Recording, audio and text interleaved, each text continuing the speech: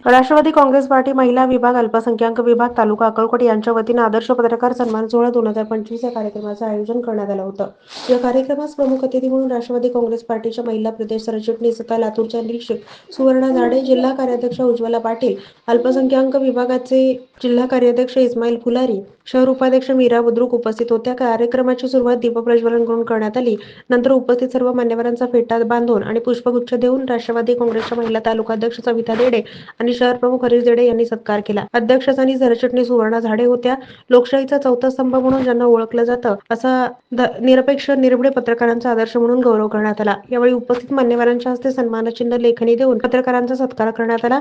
यामध्ये नंदकुमार जगदाळे, राजेश जगताप, स्वामीराव गायकवाड, रमेश भंडारी, गणेश भालेराव आदी पत्रकारांचा सन्मान करण्यात आला. कार्यक्रमाचं प्रास्ताविक जिल्हा कार्याध्यक्ष इस्माईल फुलारी यांनी केलं. कार्यक्रमाच्या अध्यक्ष प्रदेश सरचिटणीस सुवर्णा झाडे म्हणाल्या, महिला तालुका अध्यक्ष सविता देडे आणि शहर उपप्रमुख हरीश देडे यांनी अतिशय चांगल्या कार्यक्रमाचं आयोजन केलंय. खऱ्या अर्थानं पक्षाचं कार्य आणि विचार वंचित पीडित घटकांपर्यंत पोहोचवण्याचा पत्रकारांनी प्रयत्न केलेला आहे. विशेषतः महिला वर्गासाठी राष्ट्रवादी काँग्रेस पक्षाच्या माध्यमातून पुढील काळात स्वयंरोजगार उपलब्ध व्हावा अशा प्रकारचं नियोजन सध्या त्या करत आहेत. निश्चितच मी त्यांच्या पाठीशी असेन, त्यांना योग्य ते मार्गदर्शन मी करेन. कार्यक्रमाप्रसंगी सुवर्णराज महिला मंडळ ही दर्शिका उपस्थित मान्यवरांना आणि पत्रकार बांधवांना भेट स्वरूपात देण्यात आली.